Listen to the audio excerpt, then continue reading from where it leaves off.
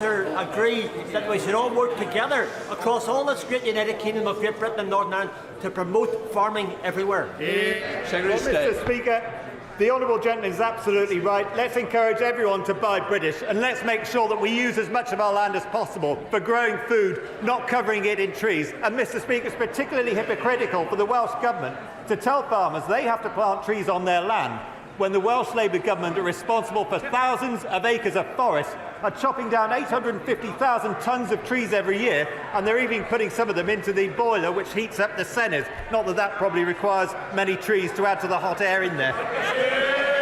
We now come to questions to Prime Minister Afzal Khan. Question number 1. Prime Minister. Mr. Speaker, the Post Office IT scandal is one of the greatest miscarriages of justice in our nation's history, and I'm determined that the victims get the justice and redress that they deserve. Today, we're introducing legislation to quash convictions resulting from this scandal. The Department for Business and Trade will be responsible for the new redress scheme, and we're widening access to the optional £75,000 payment. Hundreds of innocent sub-postmasters have fought long and hard for justice. With this bill, we will deliver it. Meetings with ministerial colleagues and others. In addition to my duties in this House, I shall have further such meetings later today. Afzal Khan.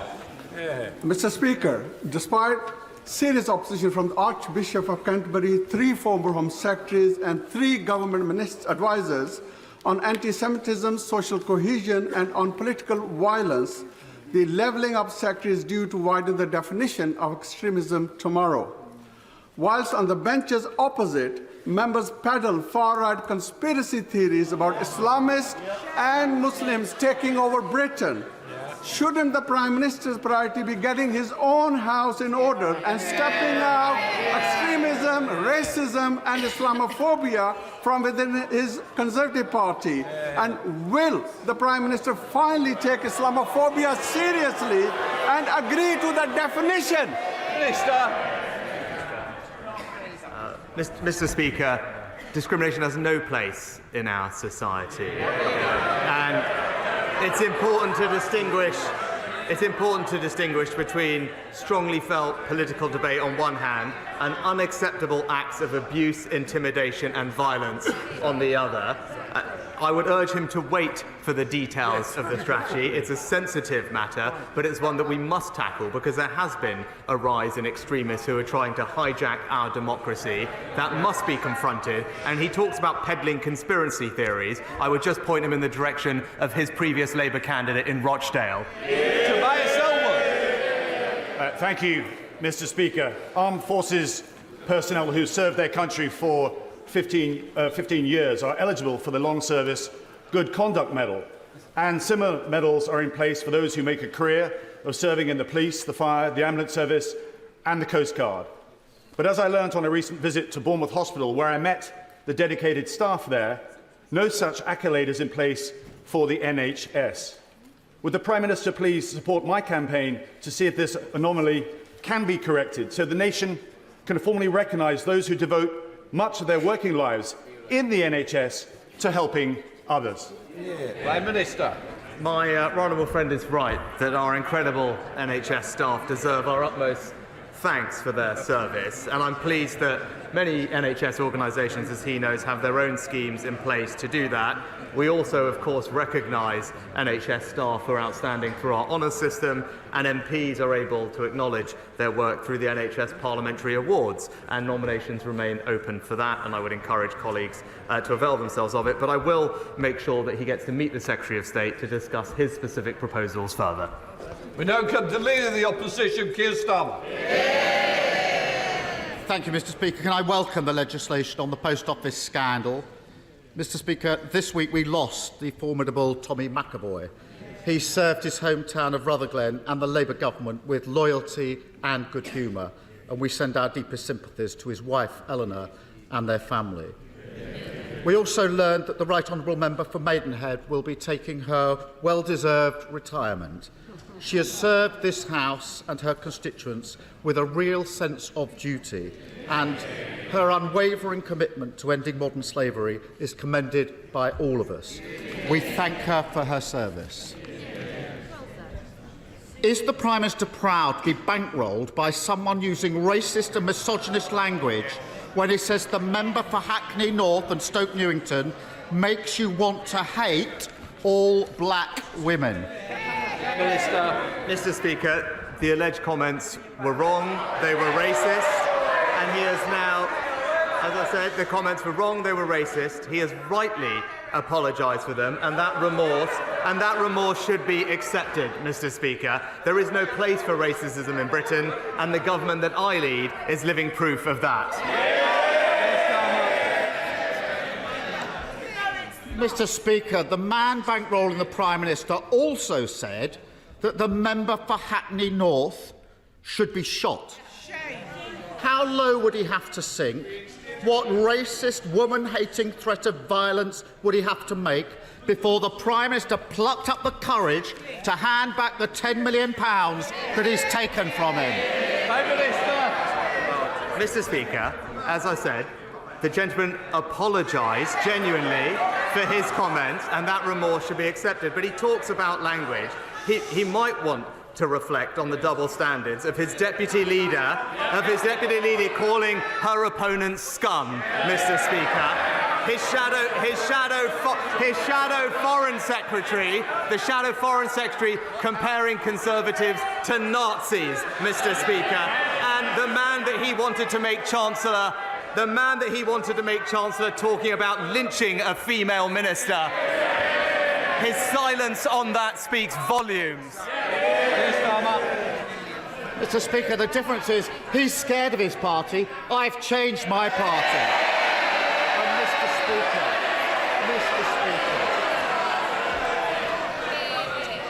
I want to hear both the Prime Minister and lead the opposition. Keir Starmer. 2 weeks ago, the Prime Minister invited himself into everyone's living room at 6 o'clock on a Friday evening. No one asked him to give that speech. He chose to do it. He chose to anoint himself as the great healer and pose as some kind of unifier. But when the man bankrolling his election says the member for Hackney North should be shot, he suddenly finds himself tongue-tied, shrinking in sophistry, hoping he can deflect for long enough that we'll all go away. What does the Prime Minister think it was about the hundreds of millions of pounds of NHS contracts given to Frank Hester by his government that first attracted him to giving £10 million to the Tory party in the first place? Prime Minister. Mr. Speaker, I'm absolutely not going to take any lectures from somebody who chose to represent an anti-Semitic terrorist group, Hizb ut-Tahrir, who chose to serve a leader who let anti-Semitism run rife in this Labour Party. Those are his actions, those are his values, and that's how he should be judged. Mr. Speaker, the problem is he's describing a Labour Party that no longer exists. I'm describing the man who is bankrolling their upcoming general election.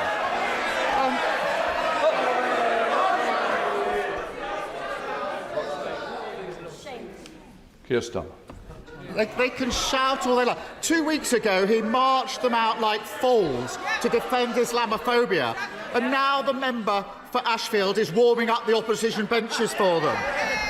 And yesterday he sent them out to play down racism and misogyny until he was forced to change course. He won't hand the money back. He won't comment on how convenient it is that a man handed huge NHS contracts by his government is now his party's biggest donor. You have to wonder what the point is of a Prime Minister who can't lead and a party that can't govern.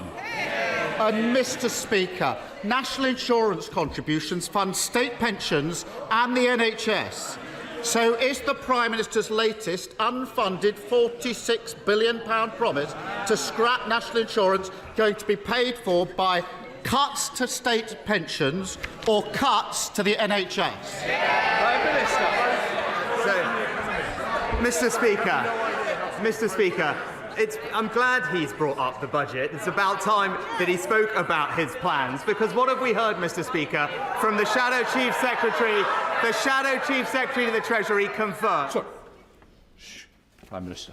The Shadow Chief Secretary of the Treasury has confirmed that the Labour Party will not be sticking to the Conservative government spending plans. So we now have a litany of unfunded promises on the NHS, on mental health, on dentistry, on breakfast clubs, and that doesn't even include the £28 billion 2030 eco-pledge that he's still committed to. But what we all know, Mr. Speaker, is that while we're cutting taxes, Labour's unfunded promises mean higher taxes for working Britain.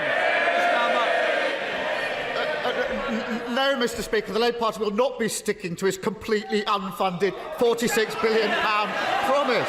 And he thinks he can trick people into believing that, but simply shaking the Tory magic money tree will bring it into existence. Let's be clear. 80% of national insurance is spent on social security and pensions. 20% is spent on the NHS. So he's either cutting pensions or the NHS, or he will have to raise other taxes or borrowing. Which is it, Prime Minister? Mr. Speaker, I know it's not a strong point, but if you actually listened to the Chancellor last week, what he would have seen is NHS spending is going up, Mr. Speaker.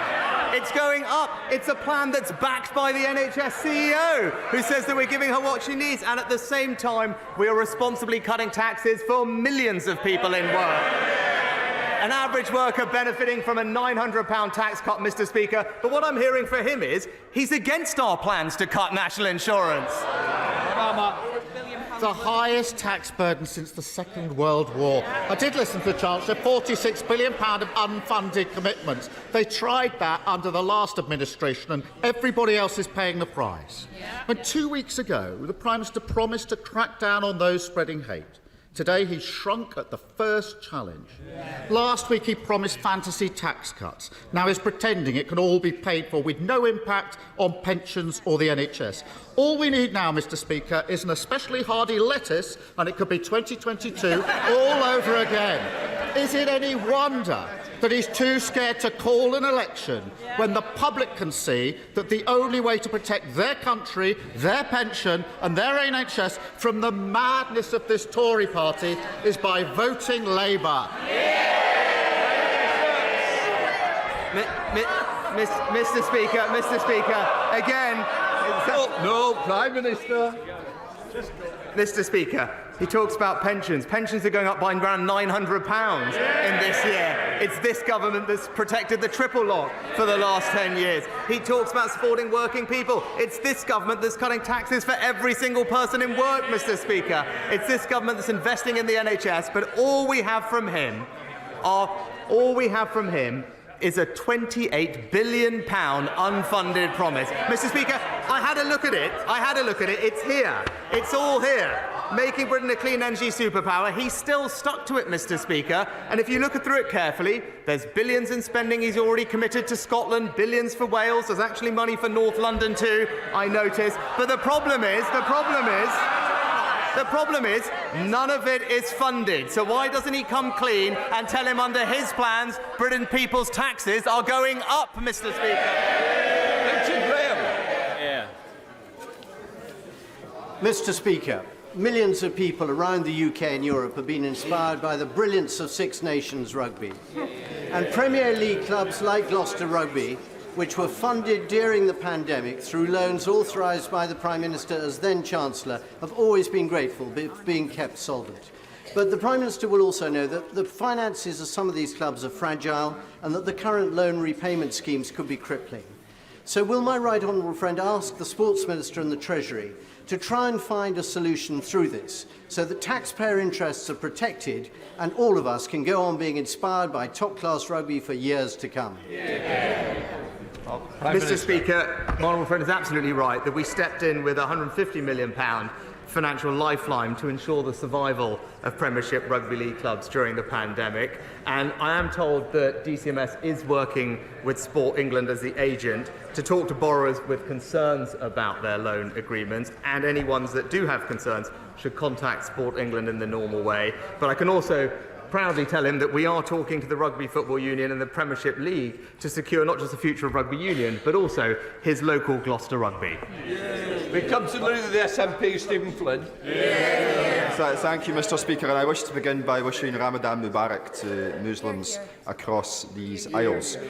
Mr. Speaker, the Conservative Party have accepted a £10 million donation from an individual who has said that one of our parliamentary colleagues in this chamber should be shot. Why is the Prime Minister of the United Kingdom putting money before morals? Prime Minister. Mr. Speaker, as I said, the comments were wrong. The gentleman in question has apologised for them, and that remorse should be accepted. Stephen Flynn. This is complete rubbish. The gentleman in question apologised for being rude. He wasn't rude, he was racist, he was odious, and he was downright bloody dangerous. Now, on Monday, the number 10 said, we've seen an unacceptable rise in extremist activity which is seeking to divide our society and hijack our democratic institutions. Isn't it extremism that we should all be worried about? The views of those Tory donors that we've read about this week. Prime Minister. No, Mr. Speaker, there has actually been a rise in extremist activity that is seeking to hijack our democratic institutions. It's important. It is important that we have the tools to tackle this threat. That's what the extremism strategy will do, and I would urge him to wait for the Community Secretary to release the details. Will Quins. Thank you, Mr. Speaker. Sub-postmasters across the country will welcome the government's announcement today on the introduction of legislation to overturn the convictions of those who were wrongly convicted. But can my right honourable friend reassure this House that that legislation will be passed as quickly as possible, and we will support all sub-postmasters right across our United Kingdom? Prime Minister. Well, Mr. Speaker, as I said, I want to pay tribute to all postmasters who have campaigned tirelessly for justice, including those who tragically won't see the justice that they deserve. Today's legislation marks an important step in finally clearing their names, and across this House we owe it to them to progress this legislation as soon as possible before summer recess so that we can deliver the justice that they have fought for. We're continuing to work with our counterparts in Scotland and Northern Ireland as they develop their plans, but regardless of where and how convictions are quashed, redress will be paid to victims across the whole of our United Kingdom on exactly the same basis. And David.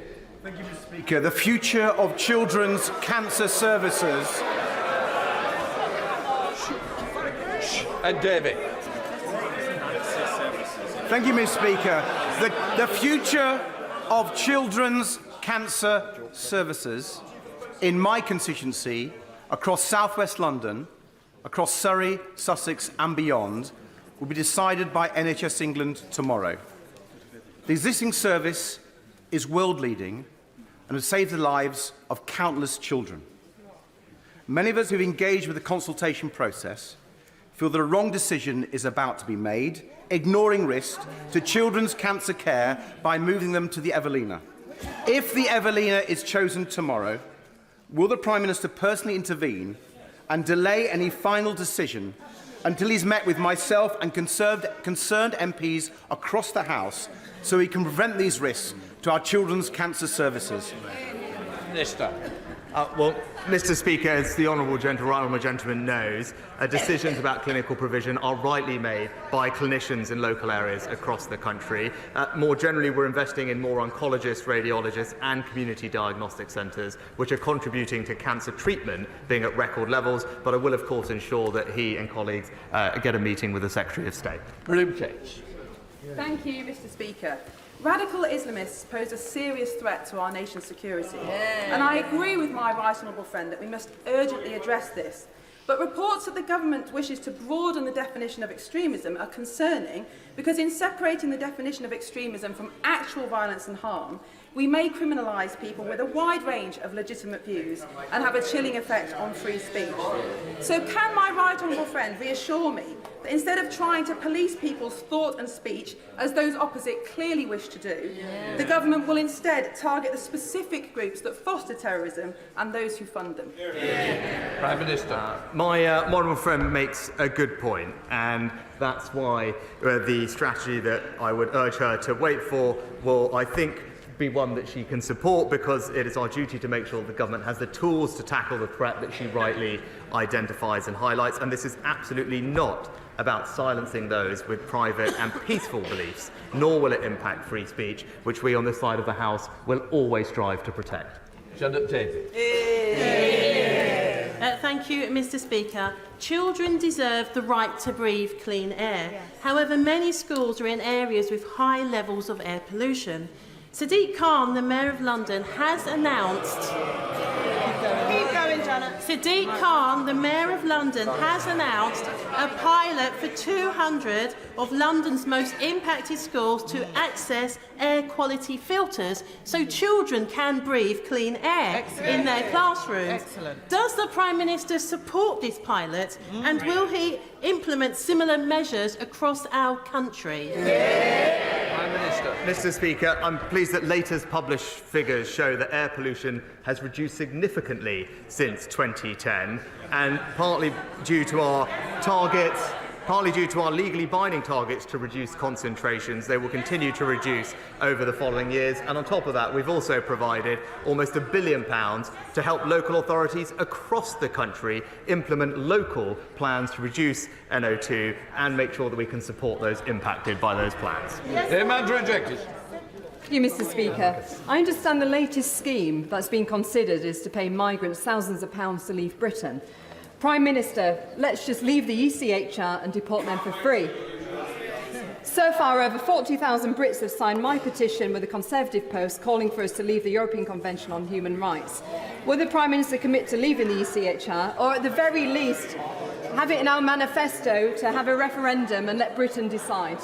Prime Minister. Mr. Speaker, my honourable friend is absolutely right that we must do everything we can to secure our borders, ensure that those who come here illegally do not have the ability to stay.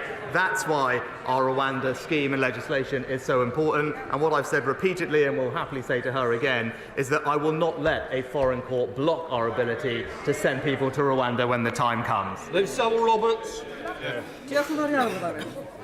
The National Theatre production, Nye, which stars Michael Sheen, celebrates at the end a transformational increase in life expectancy since the founding of the NHS.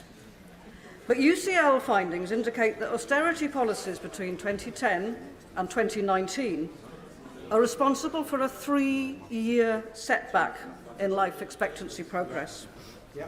Does he, or the Leader of the Opposition for that matter, think public services can withstand an extra £20 billion of cuts? Prime Minister. Yeah, well, Mr. Speaker, first of all, I'm pleased that the National Theatre received significant funding from the Chancellor in the recent budget to support their fantastic work across the UK. But I am surprised to hear her raising the NHS when it's her party that's propping up the Welsh Labour government in Wales, which has absolutely the worst NHS performance of any part of the United Kingdom. Mr. Speaker, may I thank my right honourable friend for meeting me 6 weeks ago to discuss the plight of victims of COVID-19 vaccine damage. And may I ask him, following that discussion and his very sympathetic response during the GB People's Forum to Mr. John Watt, who himself is a victim of COVID-19 vaccine damage, whether the government will be supporting my COVID-19 vaccine payments bill this Friday. Mr. Speaker, can I thank my honourable friend for raising the issue and the conversation that I had with him previously, and extend my sympathies to all of those who have been affected by this. I will, of course, make sure that he can meet with the Secretary of State to discuss his bill, and as I committed to him, we are looking at the issue in some detail to make sure that the policies we've got are providing the support that they need to. Speaker, the Prime Minister stood outside Downing Street saying that he wanted to root out hate and extremism. Can you imagine? Yet it shamefully took him more than 24 hours to finally say the remarks by the Tories' biggest donor that looking at the Right Honourable Member for Hackney North and Stoke Newington makes you want to hate all black women were indeed racist. In November, the Prime Minister accepted a non-cash donation to the tune of £15,000 from Frank Hester for the use of his helicopter. So will he reimburse him, yes or no? No, Mr. Speaker, and I'm pleased that the gentleman is supporting a party that represents one of the most diverse governments in this country's history, led by this country's first British Asian Prime Minister. Thank you very much, Mr. Speaker. Later today, I look forward to voting for a tax cut for thousands of my constituents, a national insurance tax cut that will mean £900 off the tax bill for thousands of my constituents. After listening to the rhetoric from the leader of the opposition today, does the Prime Minister expect that the main opposition party will vote against this afternoon's tax cuts?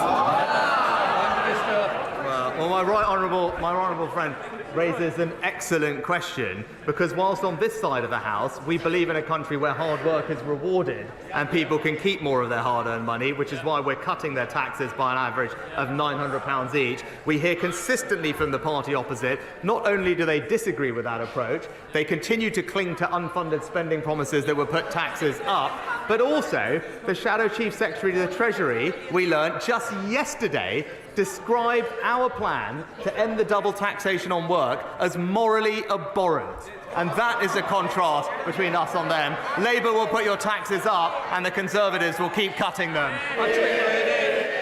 Thank you, Mr. Speaker. Many of his backbenchers, and now it seems the Prime Minister himself, have taken to referring to the European Court of Human Rights as a foreign court, as if there's something inherently wrong with things being foreign or people being foreign. Exactly. In what way can a court that the UK has belonged to since 1953, which has an Irish president and a UK justice with an LLB from Dundee, be considered foreign? I think the House needs to hear the Prime Minister commit today to the UK's continued membership of a court and a convention which has protected our rights and freedoms for over 70 years.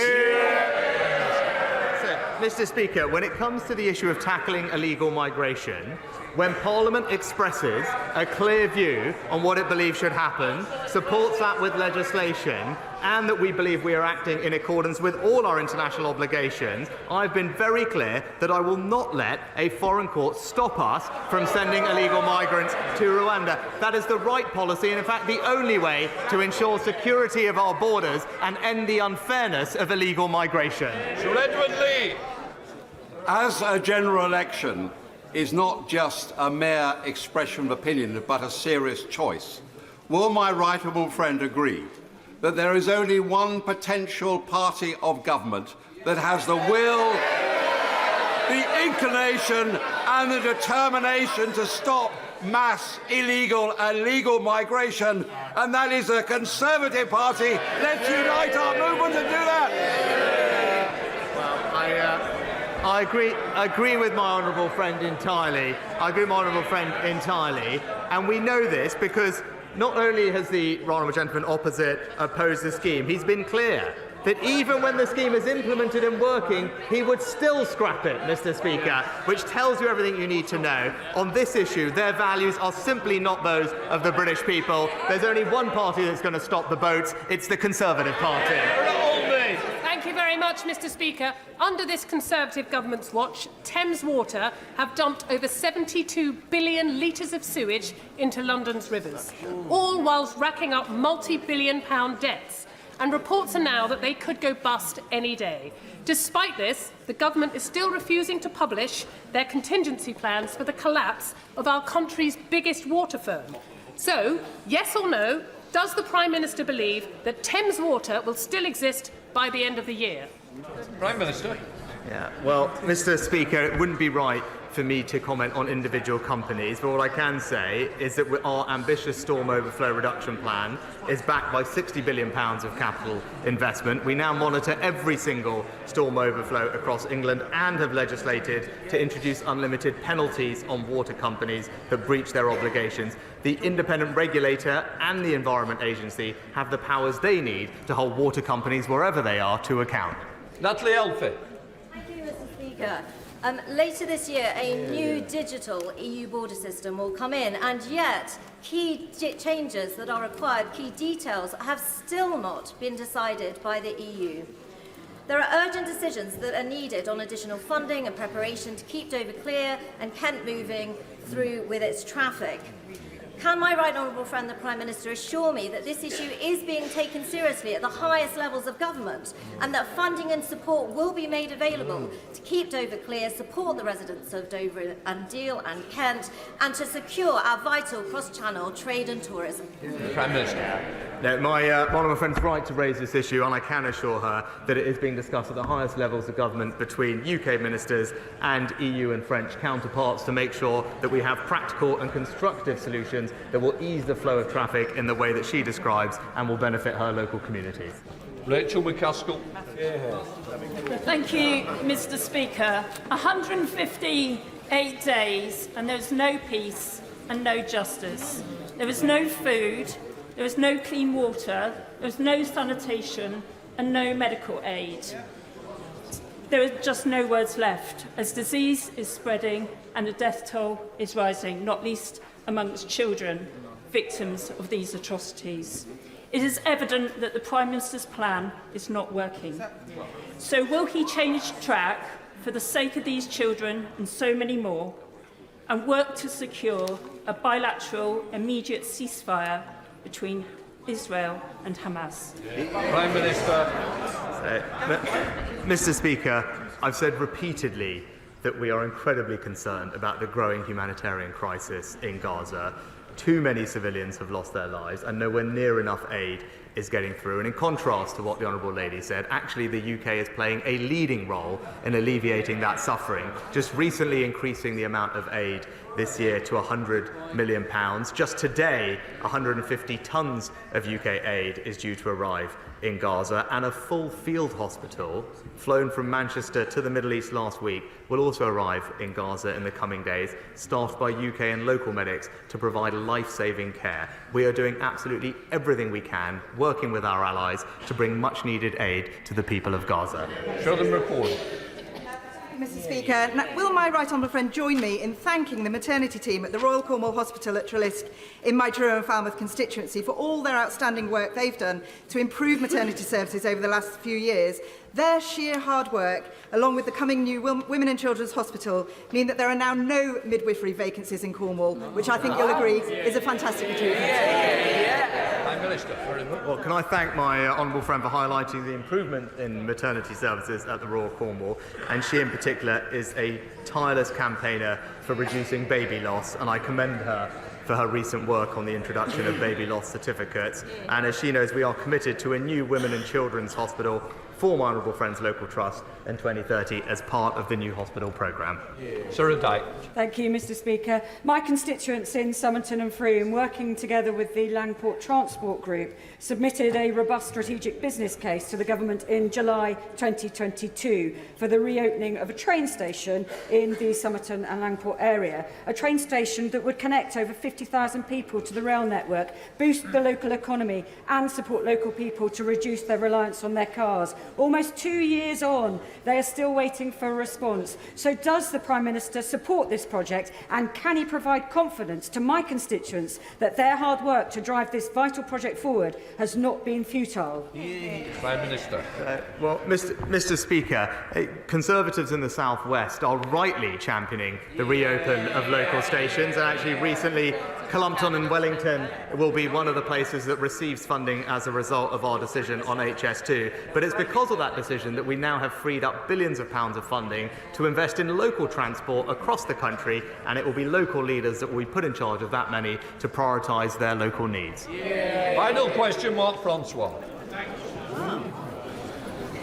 Prime Minister, in the 1930s, one of your less illustrious predecessors, Neville Chamberlain, so denuded the British Armed Forces of funding until it was too late that we failed to deter Adolf Hitler, and 50 million people tragically died in the Second World War.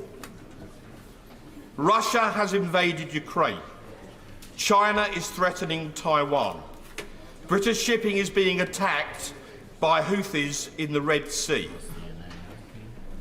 As the son of a D-Day veteran, could you please assure me and the House of Commons we are not going to forget the lessons of history and make the same mistake again?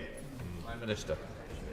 Well, can I thank my honourable friend for his tireless campaigning for our armed forces, and he's right to champion them and the role that they play. And I agree with him wholeheartedly that sadly the world that we are living in is becoming both more challenging strategically and more dangerous, and in response to those challenges we must invest more in our armed forces. That is exactly what we are doing, with the largest uplift since the Cold War, and recently topped up with billions of pounds to strengthen our nuclear enterprise and rebuild stockpiles. He rightly mentioned the threat posed by the Houthis and Russia and Ukraine, and I know that he will be proud of the role that the United Kingdom is playing in both of those situations. We are respected and valued by our allies, but most importantly, we on this side of the House will do whatever it takes to keep our country safe. That completes Prime Minister's questions.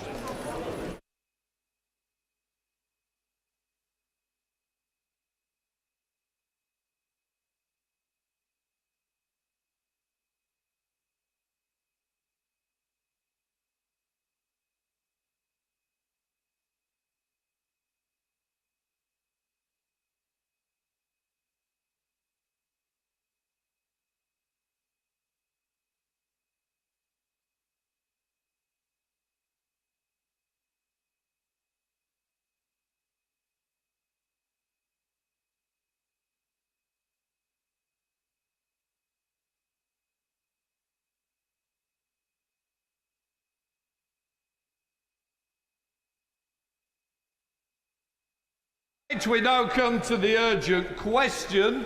Caroline Lucas. Thank you very much, Mr. Speaker. To ask the Secretary of State for Energy Security and Net Zero to make a statement on the government plan to build new gas-fired power stations. Minister. Thank you, Mr. Speaker. The second review of electricity market arrangements consultation was launched yesterday, and it sets out the choices that we need to make in delivering a fully decarbonised electricity system by 2035.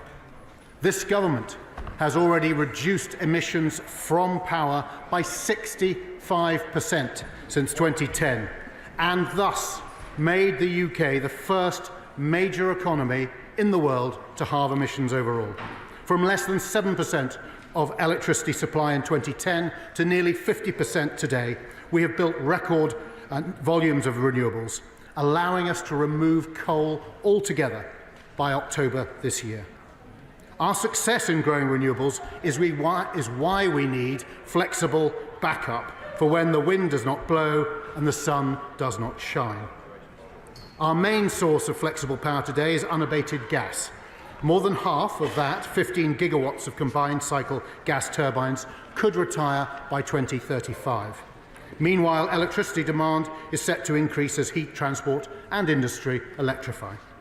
We must ensure that we have sufficient sources of flexibility in place to guarantee security of supply. We need up to 55 gigawatts of short-duration flexibility and between 30 and 50 gigawatts of long-duration flexibility. Our aim is for as much of this capacity as possible to be low-carbon.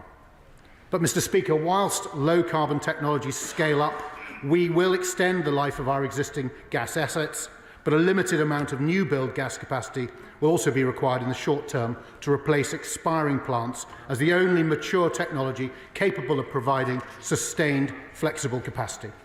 We remain committed to delivering a fully decarbonised electricity supply by 2035, subject to security of supply, and we expect most new gas capacity to be built net zero ready. This government has committed £20 billion to CCUS and is developing comprehensive support for hydrogen.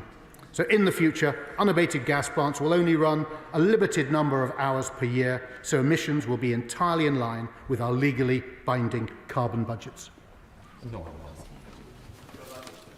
Thank you, Mr. Speaker. Can I just start by saying that I am a bit tired of this government shunning any scrutiny of their climate record and instead relying on a past record, because while the UK may indeed be the first major economy to cut its territorial emissions by half since 1990, we are not on track. We are not on track to achieve our 2030 targets, and if we factor in consumption emissions, then the UK has only cut emissions by 23%. So let's have a little less complacency from the Minister. Now, he will know this government's new announcement for new gas-fired power stations does, in fact, contrary to what he claimed, risk undermining our climate targets and leaving the country reliant on imports of expensive gas. Members should have been given the opportunity to question the Minister on its implications for decarbonising the UK's energy system by 2035, with 95% of the UK electricity being low carbon by 2030. So first, why was this statement not made in Parliament? Why was it made instead in Chatham House, where members were not able to question the Minister on the impact of this decision? Second, will the Minister explain how this proposal differs from the functioning of the existing capacity market, or will he admit that this is just the government's latest attempt to stoke a culture war on climate? Third, the Climate Change Committee is clear that there should be no new unabated gas plants built after 2030. So what is the government's timeline for developing these new gas-fired power stations? I asked him about this yesterday in the Environmental Audit Committee. I didn't get a response. I also asked him what's being done to ensure that these gas plants are zero carbon by 2035. That wasn't set out in either the Secretary of State's speech yesterday or by the Minister today. The Minister did tell the Environmental Audit Committee that they will be required to be CCS and hydrogen ready. That doesn't actually amount to a meaningful plan. So can he please give us more than just his thus far unevidenced words of assurance? And will he explain what the government's plan is to support the development of batteries and long-term storage technologies and to drive innovation so that we can get off volatile gas for good? Thank you, Mr. Speaker. I mean, rather odd to be asked about being able to scrutinise this. This was the launch of a consultation yesterday, which will be going on for some time. And the Honourable Lady, as she knows, I was in front of the Select Committee yesterday. So rather strange, Mr. Speaker, that she should highlight that. She's confused, as she often is, because she's so political.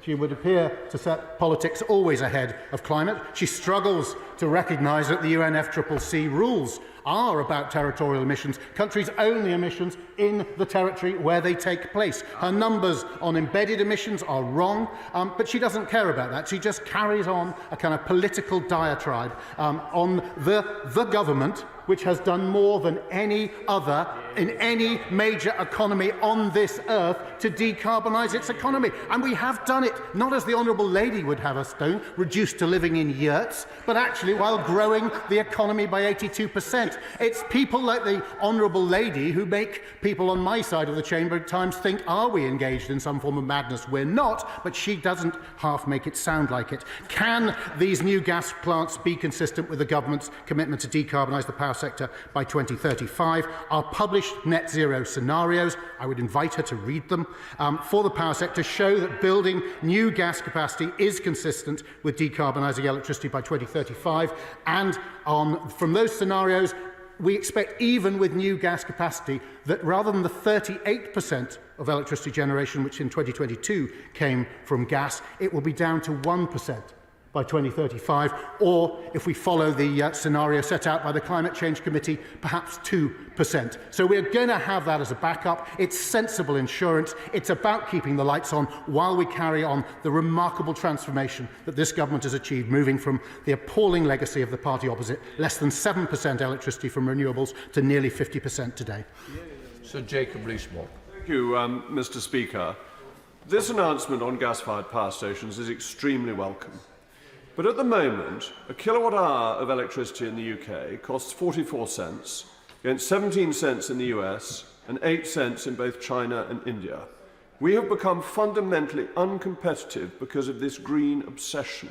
We want cheap electricity, and we should have gas, and we should have coal, and we should postpone net zero indefinitely, because we are only 1% of global emissions. We are making no difference. And the US economy is growing consistently faster than ours because of cheap energy. This is a good first step against the net zero obsession. We need to go further.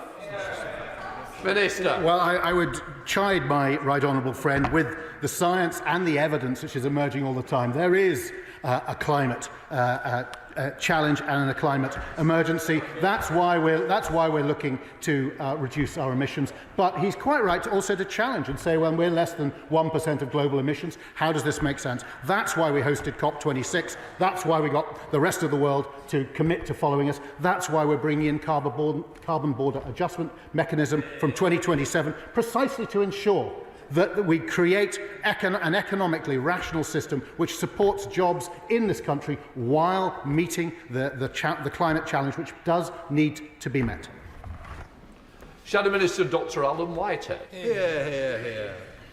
I'm a little puzzled, frankly, about what all this is about, because the Committee on Climate Change and all credible energy experts have said that we will need a small residual of unabated gas on the system for the medium term, and that this is consistent with a fully decarbonised power system. No one disputes that, and indeed it's barely worth an announcement. We should extend the lives of existing plants to meet that need, and if new build plants are needed in the short term to replace some of those retiring gas-fired power stations, then provided they are capable of converting to hydrogen or carbon capture, as the government says they must be, then there is no disagreement. But that's not what the Secretary of State was saying yesterday at the Chatham House meeting. However, the government's own analysis published yesterday shows that 24 gigawatts of existing gas capacity could be maintained via life extension and refurbishment, and that 9 gigawatts of new capacity is already in the baseline under existing capacity market arrangements. So that's an uncontroversial position and analysis, and again, hardly something that seems making a huge fuss about. But again, that was not what the Minister was talking about. The Secretary of State was talking about at the Chatham House conference yesterday.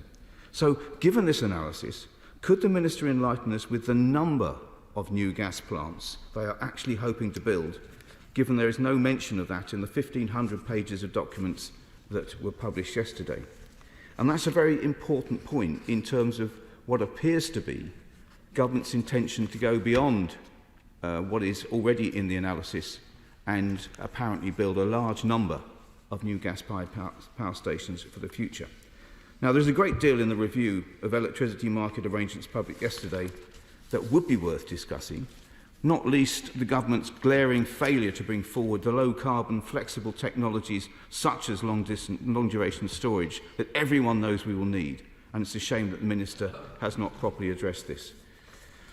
So, can the Minister give us clarity on whether this is a meaningless announcement within existing policy arrangements, or an announcement that actually, as has been said, is an attempt to conjure a culture war out of climate and energy policy with announcements with no substance or value, and indeed that shows they have no serious plan for energy in our country. Minister. Thank you, Mr. Speaker. The honourable gentleman asked about if there are new power plants, them being hydrogen or CCUS ready. We will legislate to make that a requirement. He asked about how many, around 5 gigawatts, but it's so dependent on so many interrelated things. The growth of the low carbon and flexible storage, which we are a world leader in developing. We both support in innovation and we support through the capacity market, which he referenced. Why he suggests that none of this was clear yesterday, it was made absolutely crystal clear. And what we are doing, of course, is we're world leaders with the £20 billion we announced for carbon capture, utilisation and storage. And he will remember, because he's been around a long time, that in 2003, the then Labour government said that carbon capture, usage and storage was urgent. There was no route to 2050 without it. And then the Labour government proceeded to do nothing about it. Well, this government is getting on with it. It's putting its money where its mouth is. It's developing those technologies like carbon capture and hydrogen in a way that the Labour government failed to do so clearly, as it did, of course, with renewables to boot. So all they do is talk about climate. The truth is the greatest climate risk to this country would be if Ed Miliband destroys the market and starts to run some state-run quango, which will wreck the renewables growth which we've seen. Thank you, Mr. Speaker. I welcome this announcement. And The Independent Committee on Climate Change recognises that we're going to need unabated gas in the electricity market right up until 2035 and beyond. And more widely, that even in 2050, 25% of our energy needs will come from hydrocarbons. So does the Right Honourable Member agree with me that this is exactly the right way to maintain lower energy production costs while still meeting our net zero targets? I do agree with my honourable friend. So the point is to have a wide range of backup capacity, but not to use it very much with fossil fuels, and to look to, as I think has long been the case, that any new gas generation should be carbon capture ready, and we look forward to it being hydrogen ready as well. And we are in a very similar position to Germany and other countries who are looking at exactly this. And I think both Germany and Ireland, for instance, as part of their growth of renewables, recognise the need for gas, albeit used less and less, but having it there to ensure the lights stay on and we have appropriate insurance in place. SNP spokesperson Dave Dugan. What a cluster. It's unbelievable that we're in this situation. I want to quote directly from the Secretary of State's letter to members today, in which she said, "We're taking steps to make sure the lights stay on." That is your legacy of 14 years of the Conservatives in charge of energy. Now, uncomfortably, I find myself in agreement with the Right Honourable Member for North East Somerset, because this is a significant departure and one which we should be alarmed about. Where's your precious nuclear baseload now, or the government's rather? Where is the exemplar of where CCUS is working at this scale that the government is taking inspiration from? And wouldn't it have been an elegant solution to have unabated gas winding down at the same time as battery storage, long-duration pump storage was all winding up? But we can't have that because the government's dragged its feet on both of those things. What does the Minister say to people who are getting infrastructure for transmission all throughout their communities and they're being told to suck it up because this is what we need to do to get gas out the system, and now the same government is building new gas-fired power stations? The honourable gentleman who's supposed to lead on this subject for his party should have listened to what I said earlier. In 2022, it was 38% of generation came from gas. By the mid-2030s, it'll be 1 or 2%.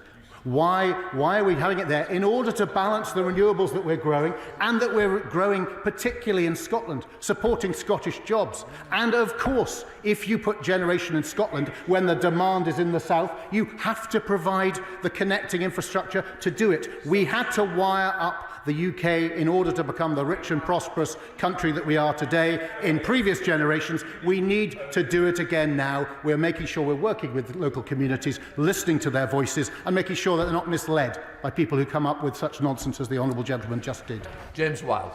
Thank you, Mr. Speaker. Can I commend my honourable friend for his refreshingly clear articulation of our strong record in this area, both in the House today and on the media yesterday. And obviously security of supply must come first. And how will these plans incentivise investment in what is backup gas-fired power stations whilst minimising the costs to consumers, which is also very important? Well, I thank my honourable friend. And he and my friend from Somerset are absolutely right to focus on the economics. We've got to get the economics of this right.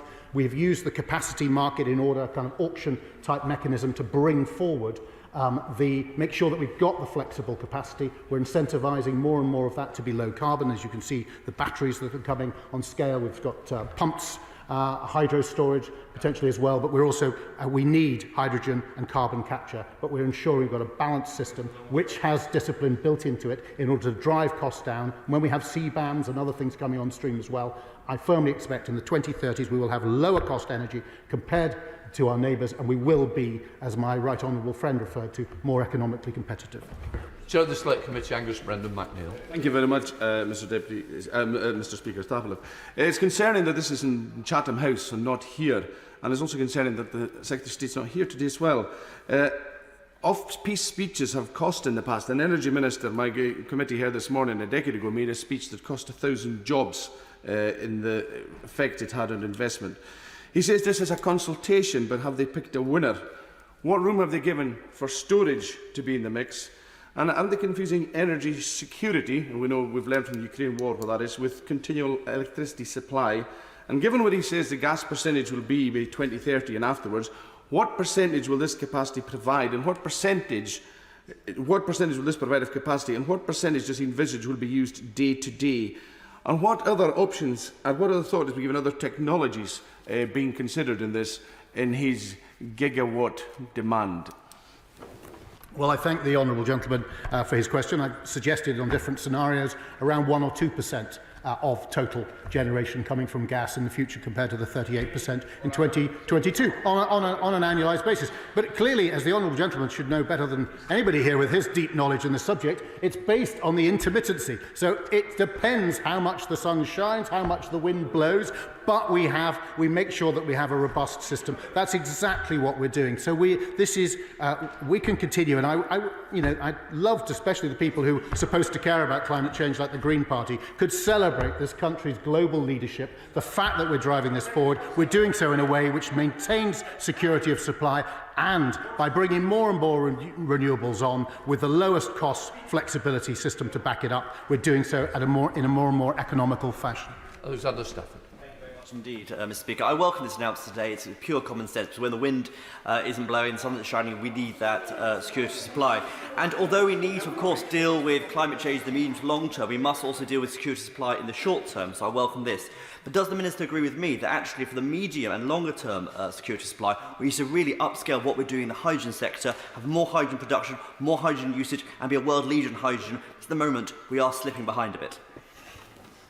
Well, I agree with my honourable friend on his point about the importance of hydrogen. Where I disagree with him, having seen I think it was 8 projects in the hydrogen allocation round 1, I don't think there's any indication that we're slipping behind. The truth is, the whole world needs to do this because everyone's analysis, from the IEA to the Climate Change Committee to my own department, suggests that hydrogen and carbon capture are necessary to bring about this sort of decarbonised system that we seek. But he's absolutely right on the importance of hydrogen. But, and I would say to him that he can expect more developments going forward, because this country is leading on that, as it is in CCUS too. Sir Mark Hendry.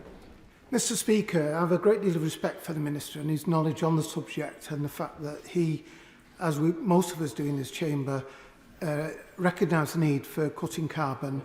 And he, I'm sure, is not one of those who would follow the flat earthers that we've seen from the member, like we've seen from the member for North Somerset. But clearly there's a great deal of trust and reliance being put on carbon capture and storage, and also on hydrogen, both of which, in terms of technologies, are still quite new. We've talked about this stuff for 25 years, and the Minister would seemingly forget that this government has been in power for the last 14 years, and we're still not off the blocks in terms of hydrogen and carbon capture and storage. Is it not the case that the government is taking this position because it's a nod and a wink to the gas and oil industries whose support they'll probably need before the election this year, and this is part of the whole agenda implicating the right wing of his own party? I was with the honourable gentleman nearly all the way, and he's right. I mean, carbon capture and hydrogen, the whole world is looking at it because that's what the science says. Everybody who looks at it and analyses it says we need it, and it isn't yet at that level, a great level of maturity. But just as in so many other areas, this country is leading the way. We've cut emissions more than anyone else. We've transformed. He knows how dire the legacy his party left this country in 2010. I mean, less than 7%. I'm just appalling. And the real danger if we go back to that. But that's why we have the gas power as a backup. So we've got a completely sound system, but we believe and will seek to deliver a decarbonised system by 2035. The biggest risk to that would be if the right honourable gentleman for Doncaster North were to come in and start to mess with the system, which has lifted us up from the back of climate leadership to the front. That's the real danger, and that's what we need to avoid. Can my right honourable friend stop by South Derbyshire and specifically come to the Willington site, which has already got planning permission for a new gas power station, and cut the ribbon when it opens? We've got spades in the ground. So I welcome this announcement, and I invite him to come and have a look at the Willington site, which is ready to go. Well, I agree with my honourable friend, and I applaud those who are investing in our system. We've made ourselves one of the most investable countries in the world for clean energy. Gas has an important part to play in part of that balancing, and with the development of carbon capture and hydrogen, then there's every opportunity for those assets to have an even longer life in a green fashion. And I would love to come and see my honourable friend. Mr. Speaker, oil and gas are the energy sources of the past, and the reality, of course, with intermittent renewables is that we need an intermittent energy source that comes into that.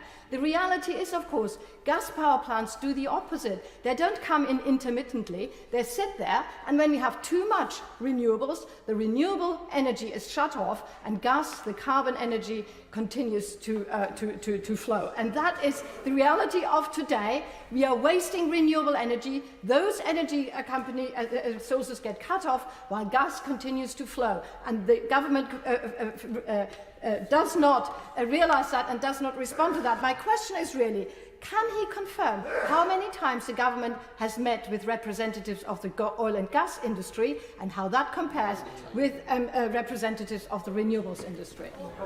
Well, as so often, the lady does do it spectacularly well. She's completely and utterly wrong.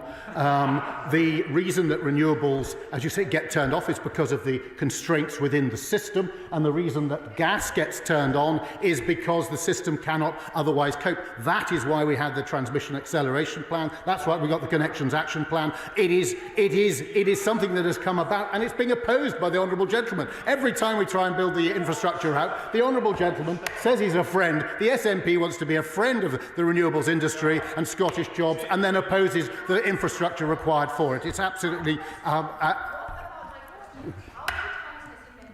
I meet with the oil and gas industry a lot because the truth is that even with our world leadership, and we've cut emissions more than any other major economy on the planet, 75% of our primary energy today is still from oil and gas.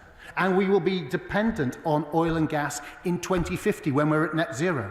And that's why it is so crazy that the parties opposite, including that of the Honourable Lady, believe that opposing licences, when we're actually dependent on the product, all it will do is see the loss of British jobs and the import of higher emission product from abroad. It's crazy. And I really do hope that people would think a bit more deeply on the other side and we could hear some common sense. I hear it in the corridors from backbenchers, but on the front benches and from the Honourable Lady, I hear nothing but nonsense.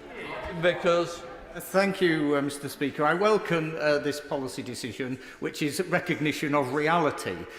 Could the Minister confirm that these new plants will actually be able to convert to a low carbon alternative in the future?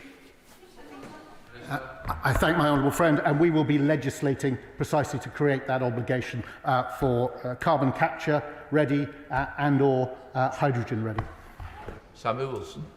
Speaker, I hope that this decision is an indication of the realisation which seems to be slowly dawning on the government of the impact of the madness of its net zero policy, which has damaged the UK economy. We have the highest electricity prices of most of the countries in the G7.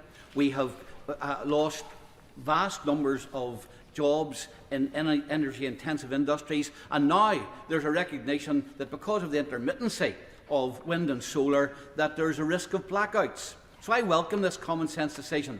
But since we're going to use gas to power these stations, why doesn't the Minister take the next logical step and legislate to allow us to tap into the vast UK gas resources that we have, which, as the United States has shown, will bring down prices, will give us energy security, and will make our competitive more economy? Well, the honourable gentleman couldn't be more wrong. Record levels of employment in this country.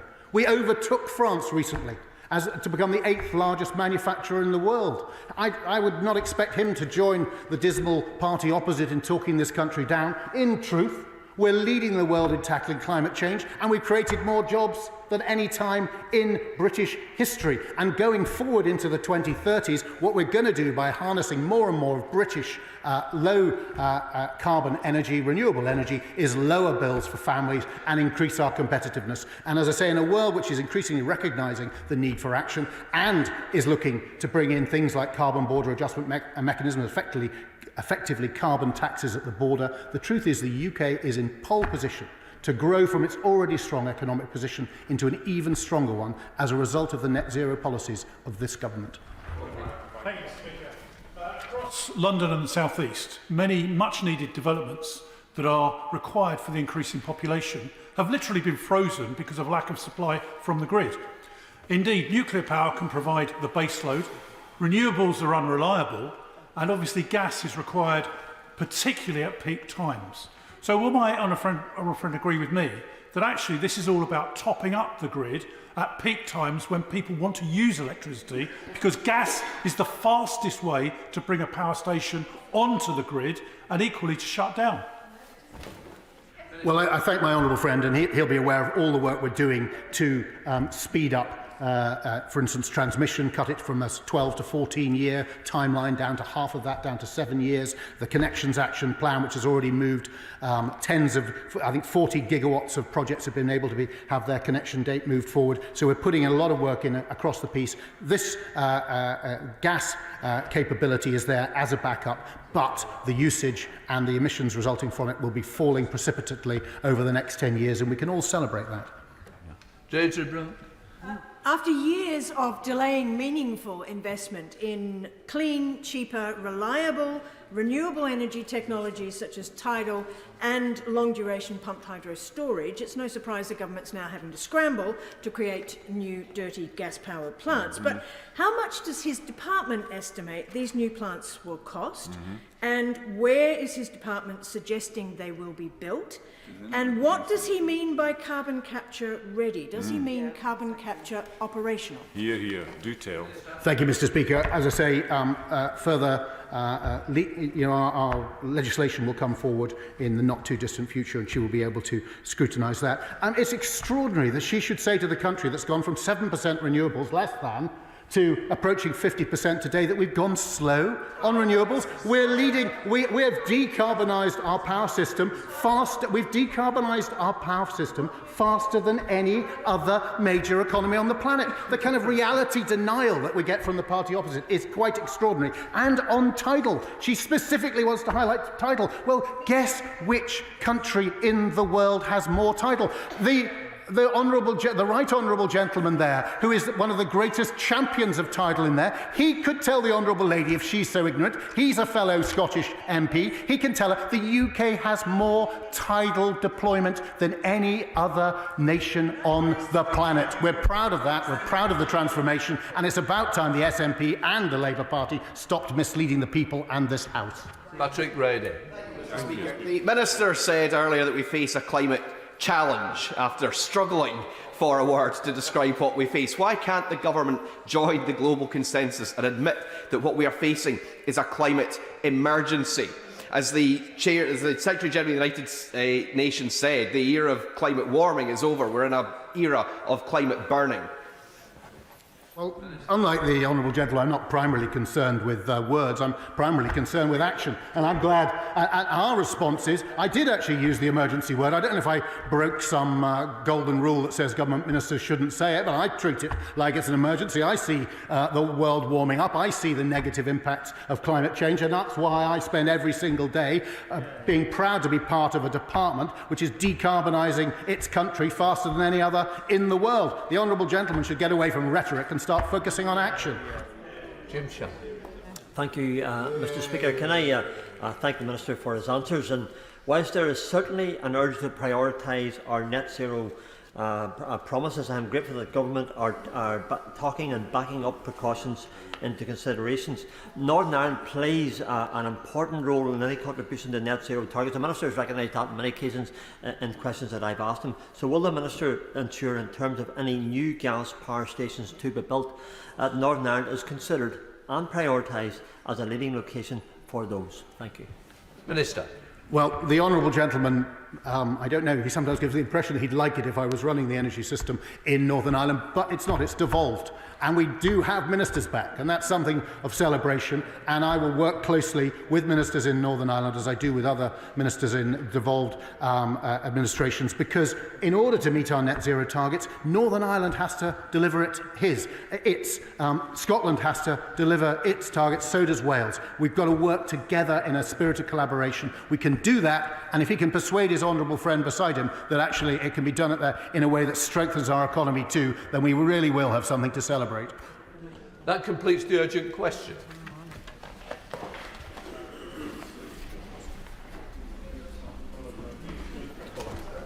We now come to the statement. Minister Kevin Hill-Ray. Thank you, Mr. Speaker. And with permission, I shall make a statement about post office legislation and Horizon redress schemes. I'm very pleased to be able to announce that we are introducing today a new bill that will quash the convictions of postmasters in England and Wales affected by the Horizon scandal. As set out in my written statement last month, this legislation will quash all convictions which meet a clear set of conditions. Those in scope will have their convictions quashed on the day that the new legislation is brought into force. Subject to parliamentary passage, our aim is for royal assent to happen as soon as possible before the summer recess. We accept and have always been clear that the legislation may overturn the convictions of some people who are guilty of genuine wrongdoing. However, we believe this is a price worth paying to ensure that many innocent people are exonerated. The Government will, however, seek to mitigate the risk of people receiving financial redress when they have not been wronged. The Government also accepts that this legislation is unprecedented. It is an exceptional response to a factually exceptional situation. I want to be clear, however, that this does not set a precedent, nor is it a criticism of the judiciary or the courts who have dealt swiftly with matters brought before them. The fact remains, however, that 3 years after the first convictions were overturned, only around 100 have yet been quashed, and that without government intervention, many of these convictions could not be overturned, either because all the evidence has long been lost, or because, quite simply, postmasters have lost faith in the state and the criminal justice system and would not come forward to seek justice. The legislation will apply to England and Wales only. However, we are fully committed to work with the Scottish Government and the Northern Ireland Executive through regular weekly official level engagement to progress their own approaches. I have met with my counterparts in the Scottish Government and the Northern Ireland Executive to offer support and address their concerns and offer further meetings. The financial redress scheme, of course, will be open to applications from applicants throughout the UK once convictions have been overturned. Can I thank the Business and Trade Committee, which recently published a report including some recommendations for government regarding Horizon redress. We will, of course, respond to them in the usual way, but today I'd like to address two of the recommendations which they make. The first is that responsibility for redress should not lie with the Post Office, that it should be subject to independent oversight. This has also been something recommended to us by the Horizon Compensation Advisory Board. I can announce today that will be the Department for Business and Trade, rather than the Post Office, which will be responsible for delivery of this redress, which is relating to the overturning of these convictions. Final decisions on redress will be made by independent panels or independent individuals. I shall return to the House at a later date, with your permission, Mr. Speaker, to provide details on how we intend to deliver redress for those who have had their convictions overturned by this bill or via subsequent measures taken in Scotland and Northern Ireland. We are discussing these details with the Advisory Board. My honourable friend, the Financial Secretary to the Treasury, will be introducing legislation to make any payments made via this new scheme that are exempt from tax. The Select Committee also recommended that the Government should introduce legally binding timeframes to deliver redress for sub-postmasters with financial penalties for non-compliance. And I strongly support the Committee's desire to speed up redress. We feel their proposed regime would have the opposite impact. It would mean potentially imposing penalties on forensic accountants or others who are helping postmasters to prepare their claims. Doing that would probably cause some of them to withdraw from this work, which would slow down the delivery of redress. Furthermore, we do not want to be in a position where we are rushing postmasters into major decisions about their claims and the offers they receive, possibly meaning some are timed out of redress altogether. The Advisory Board have said that their strong view is that this would be a backward step, which is why less than 2 months ago we passed legislation removing the arbitrary deadline from the GLO scheme. We do not want to reverse that change. However, the Government is acting to ensure that redress is delivered as quickly as possible. First, we are working with claimants' lawyers to reduce the number of cases which require expert evidence, for example, forensic accountants or medical evidence, which does delay claims. We will pilot this approach, and assuming that the pilots succeed, we hope to expand it rapidly. Second, the Advisory Board and I have asked for monthly reports on each scheme. These will come from independent case managers for schemes where they are in place. We will publish those reports, which will give us the best basis on which to assess measures for speeding up redress. Finally, we are introducing optional fixed sum awards. In January, the Government announced it would introduce an offer of an optional £75,000 fixed sum award for those in the Group Litigation Order scheme. As of the 5th of March, 110 offers have been accepted, and over 100 of these have taken the £75,000 fixed payment. Of those who have accepted the fixed payment, 3/4 are new claims. So the fixed offer has already meant that over 100 claims have been resolved very promptly. In some cases, those people will have got more than they would have asked for. The fixed offer also has had a helpful effect on other claims. It substantially reduces work on small claims by claimants' lawyers, making more resource available to progress larger claims more quickly. I'm pleased to announce today that the £75,000 fixed sum award offer will also now be extended to the Horizon Shortfall scheme to ensure that everyone across all the schemes is treated fairly. Those who have already settled their claim below £75,000 will be offered a top-up to bring their total redress to this amount. This means over 2,000 postmasters will benefit quickly from this announcement. We are mindful that claims in the GLO scheme are not being submitted as swiftly as we would like to see. To ensure that we get help to claimants more quickly, we've already announced an optional fixed sum award of £75,000. I can announce today that anyone who chooses not to take that offer but instead submits a full claim for individual assessment will straight away have their interim payment topped up to £50,000. Mr. Speaker, many postmasters' lives have been ruined by this scandal.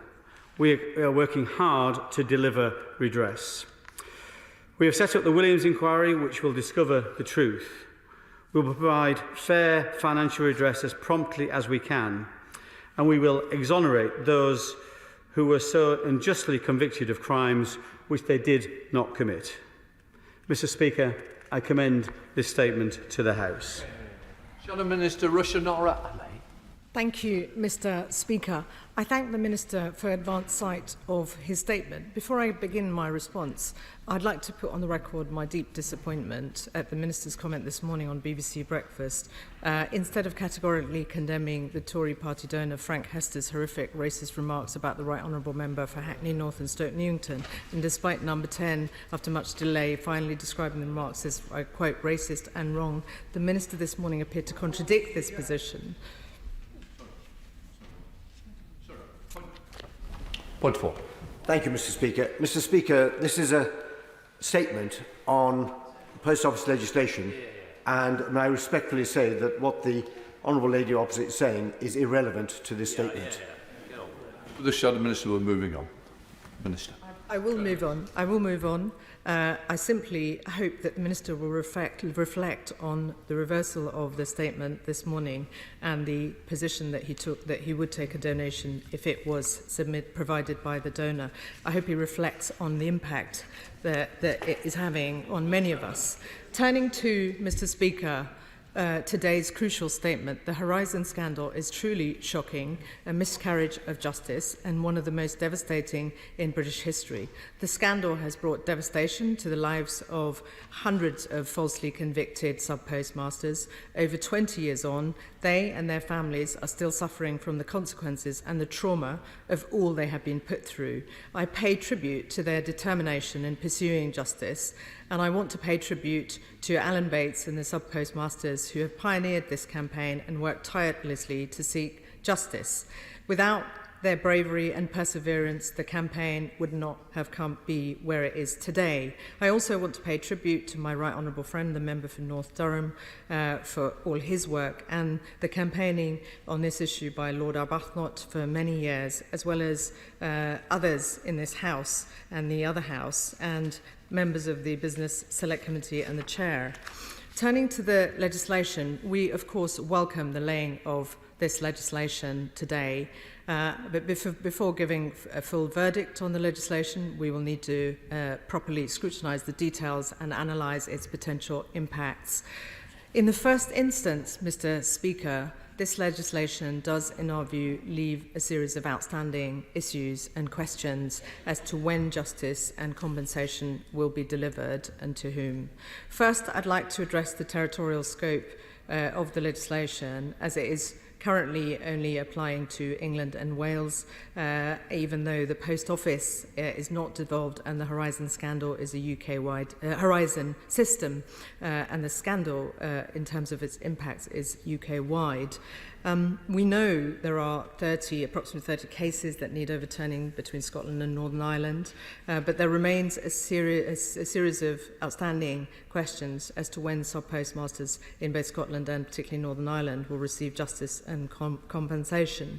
I welcome the Minister's offer of and assurances of having regular dialogue with the devolved administrations, but I'd be grateful if he could provide more detail on how that will work in practice, recognising the different legal processes. Mr. Speaker, additionally, as we know, 80% of the redress budget is yet to be paid out. There remains considerable uncertainty as to when sub-postmasters will receive their compensation. I'm sure we can all agree that the sub-postmasters have waited long enough. The delays are causing further financial distress and further suffering.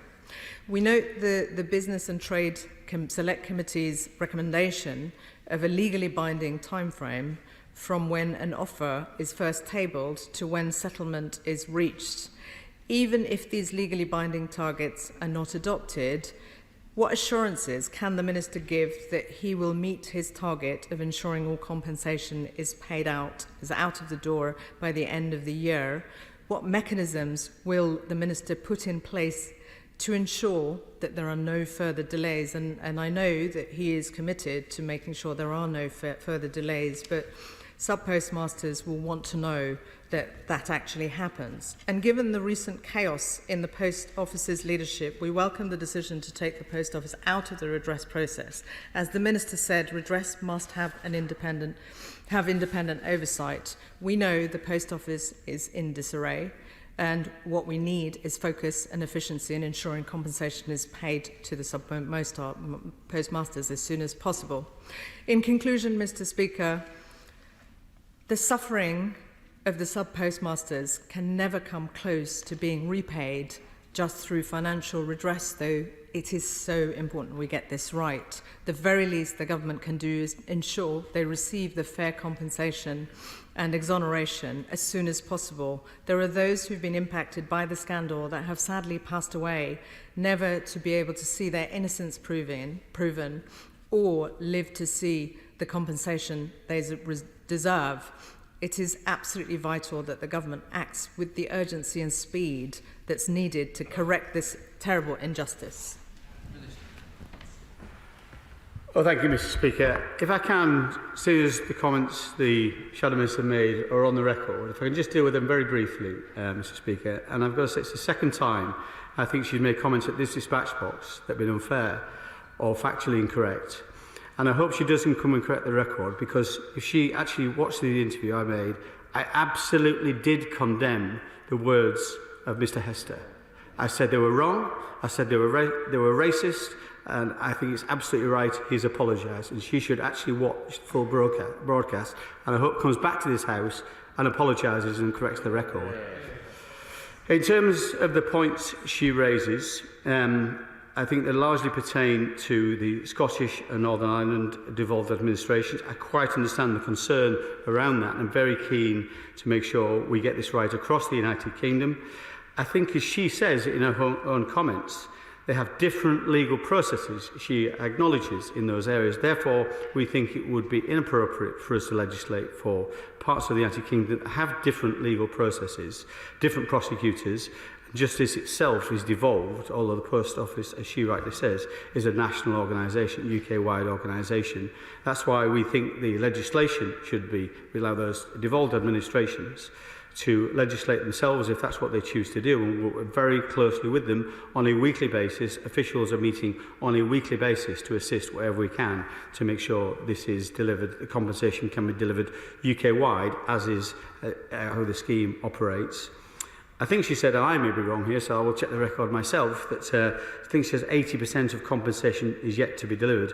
Can I just say, across the whole, all the schemes, around 2/3 of cases have already received full and final compensation, although in that being the case, some people will be topped up, about 2,000 people will be topped up by the announcement I made earlier, the £75,000. So it's not right to say that the majority of people are waiting for compensation, as I think she said.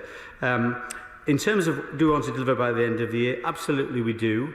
I'll just point out to her, as I said in my remarks, not everything is within our gift. We can't compel a claimant to submit a claim or when that will happen. So if somebody put in a claim right towards the end of the year, for example, it may not be possible to do that for the end of the year. So not everything is within our gift.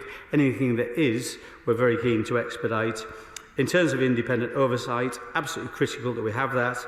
In the overturned conviction schemes, all schemes have independent oversight. In the overturned conviction schemes, we have retired High Court Judge Sir Gary Hickinbottom, and on that scheme particularly, we have the £600,000 fixed sum award, but also on Mr Hickinbottom's advice, we've introduced the £450,000 payment as soon as a full claim has been submitted. So we're doing everything we can to make sure people are compensated as quickly as possible. Paul Scully. Thank you, Mr. Speaker. Can I welcome the Minister's statement, the pragmatic way that he has looked to speed up the claims and take it in-house as best he can, the legislation that's proposed, and indeed the extension of the £75,000 to historic shortfall scheme people. I would point the Minister to an article in the Times this morning talking about people who may be excluded reportedly excluded from the legislation, and ask him if he can give any assurances that people who have gone through this process, whose original conviction was based substantially on the Horizon problems, will indeed be exonerated and therefore able to get compensation. Okay, I thank him for his question and for his tireless campaigning on this area and his tireless work as my predecessor in this particular role. He did some great work in getting us where we are today, helping to get to where we are today. Yes, he's right to say there are some people that are not exonerated through this process. For example, people who have been before the Court of Appeal. But those people will still be able to appeal again in the light of our legislation today. Of course, they had that right anyway to do that. We will support them where we can to bring forward their cases to the Court of Appeal, and we very much hope people who are innocent who follow that process are exonerated. We come to SNP spokesperson Marion Fellows. Thank you, Mr. Speaker, and apologies for being slightly late. I welcome thank you to the Minister for a prior sight of his statement. I welcome the announcement of the legislation. It will hopefully go a long way in speeding up full and fair financial redress for a large number of Horizon victims and bring them closer to justice.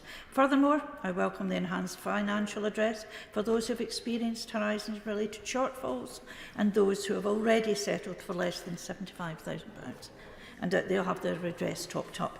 I want to pay tribute to the Minister for his hard work on this, and also the sterling work of the Horizon Compensation Advisory Board and the ongoing work of Sir Wyn Williams and his inquiry.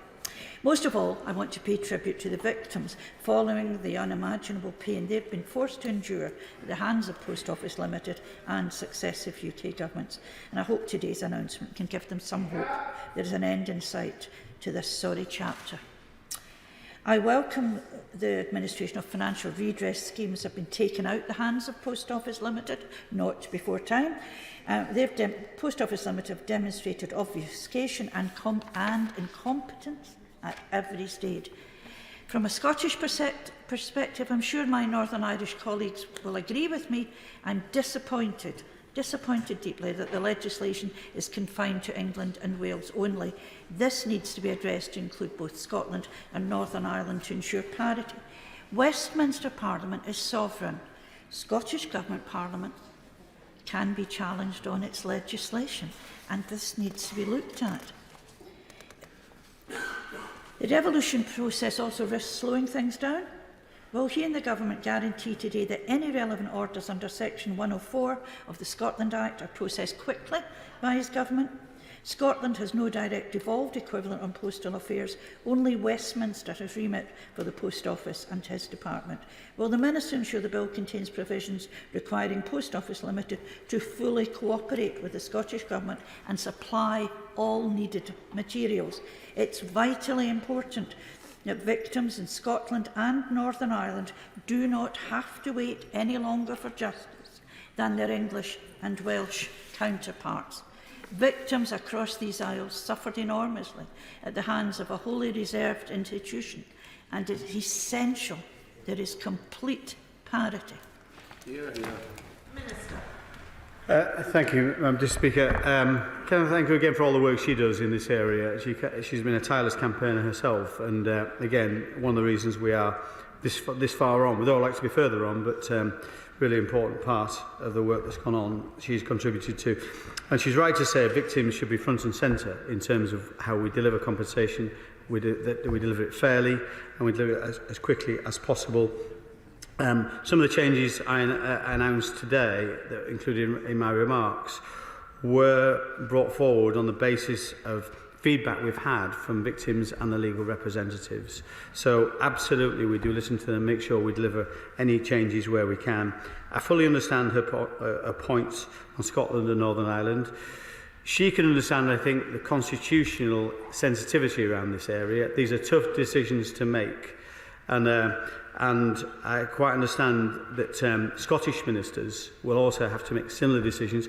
They can make a decision to do what we are doing, of course, and if they do that, we'll support them in terms of the way they legislate. But given the sensitivities around this, we thought the best way that devolved administrations, where justice is devolved, they should make those decisions rather than us. But my commitment again to make sure we work across the piece wherever we can to deliver that consistency of compensation that she requires, and not forgetting that the redress schemes are UK-wide. So as soon as people's convictions are overturned, they can access compensation just like they can in England and Wales. Sir Robert Neal. Thank you, Madam Deputy Speaker. I think everyone wants to see the suffering of the postmasters brought to an end as swiftly as possible. And I welcome what the Minister says in particular about simplifying and speeding up the compensation scheme.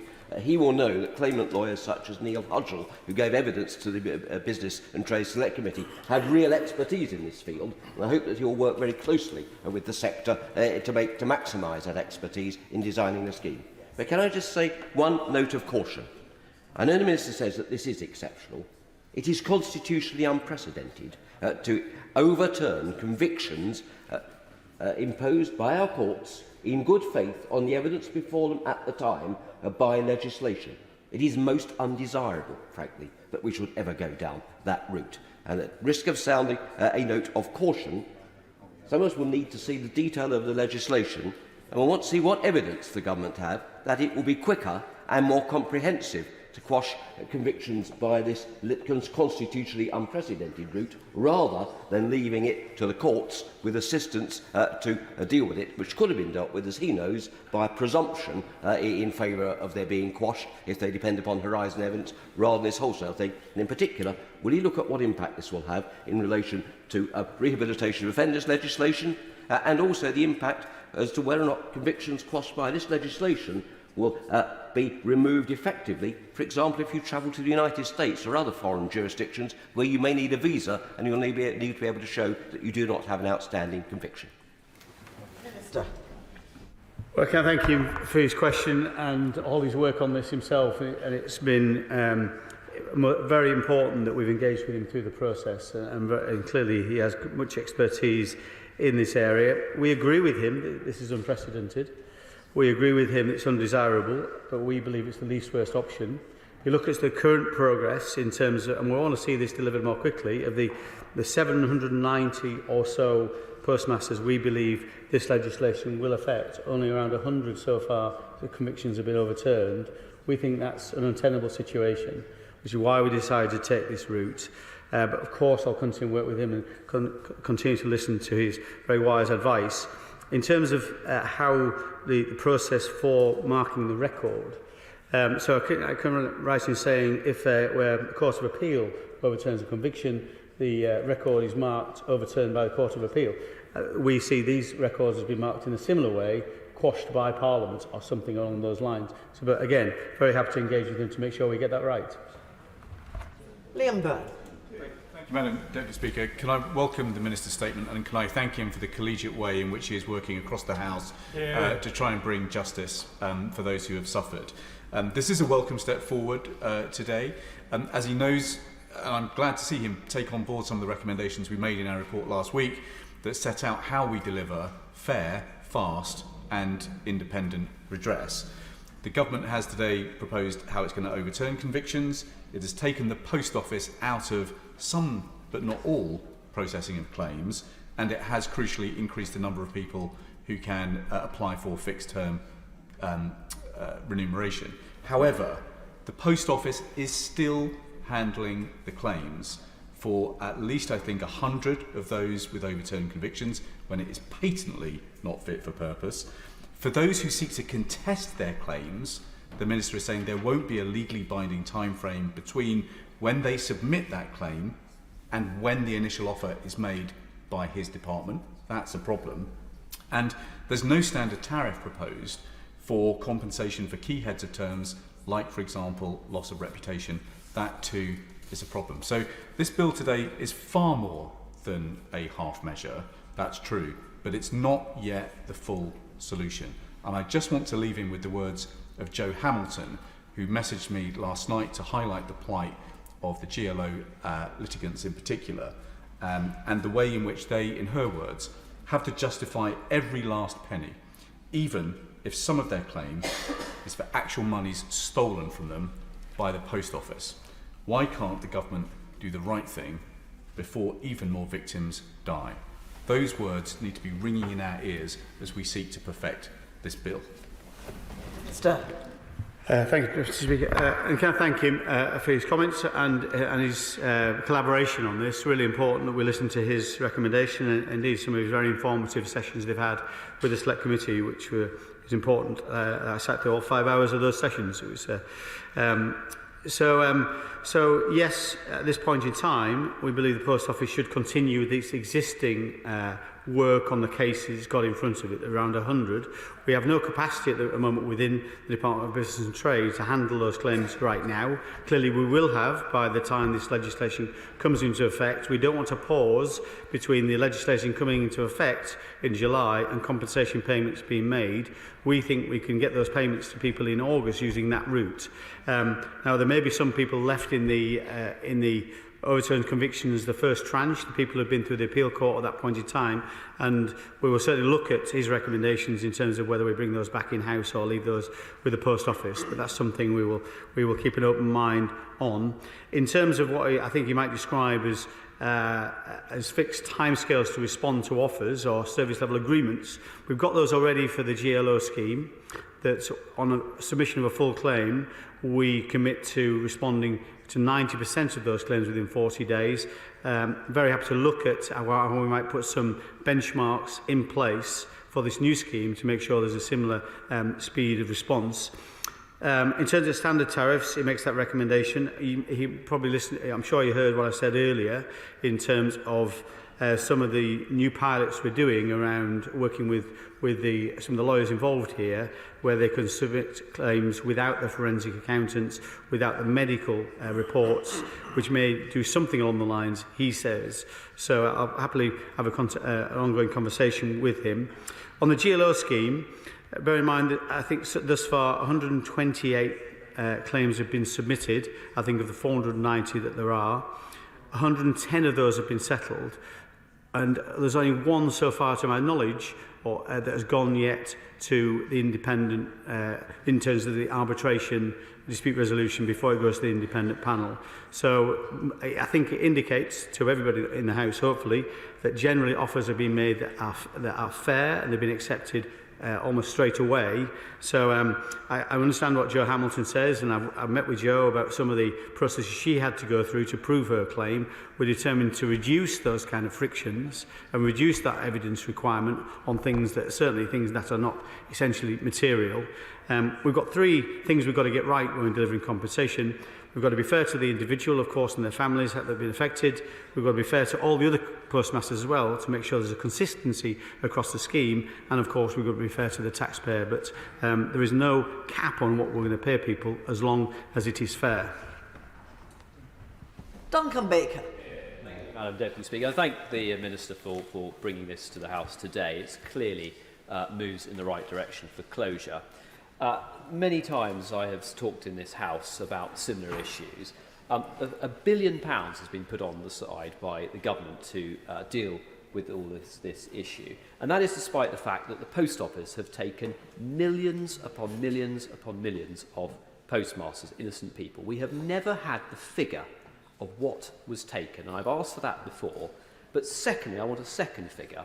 Fujitsu have said on the record that they would help compensate victims as well, add to the remuneration pot.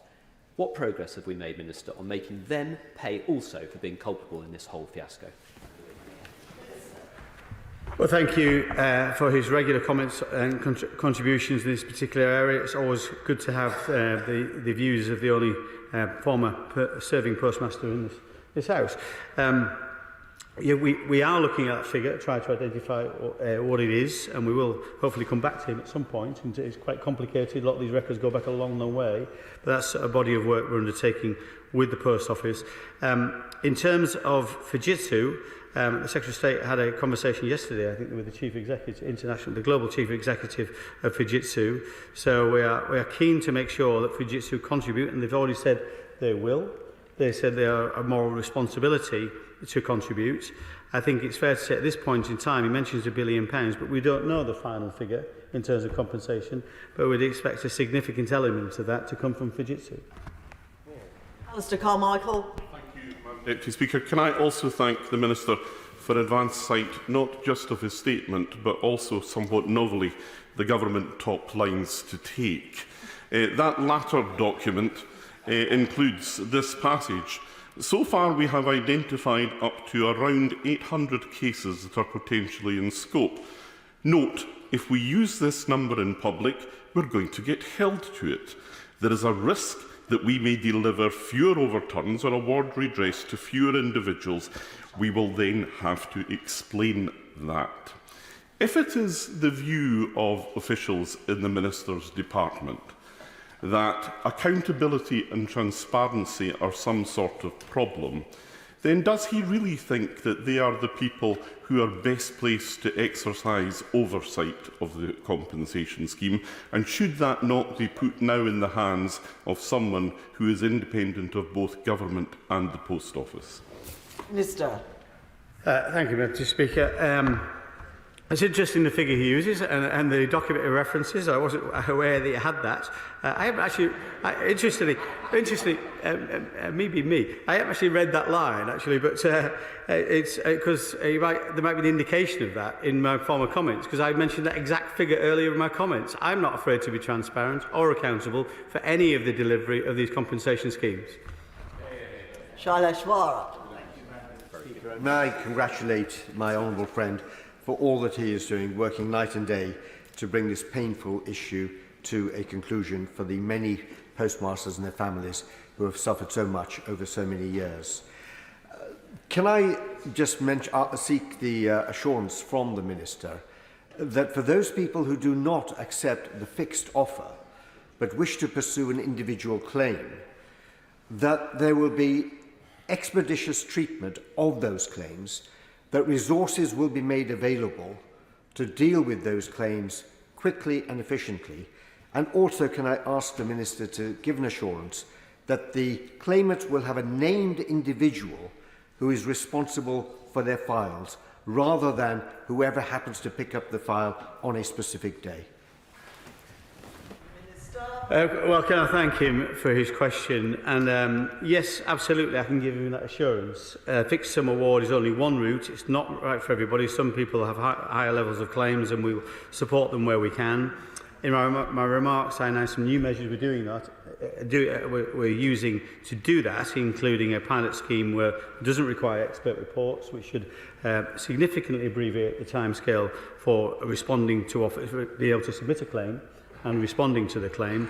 In terms of expedition in this area, in the GLO scheme, for example, we set a target that 90% of cases would respond to a final claim within 40 days. We're hitting 87% currently against that measure, so we are delivering this more quickly.